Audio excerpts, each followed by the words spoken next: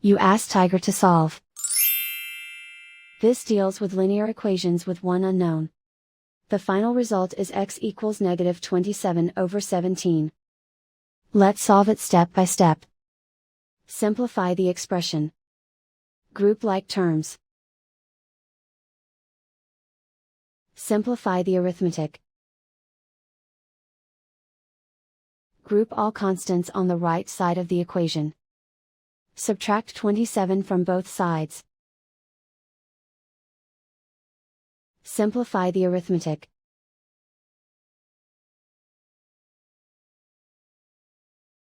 Isolate the x. Divide both sides by 17. Simplify the fraction. And so the final result is x equals negative 27/17.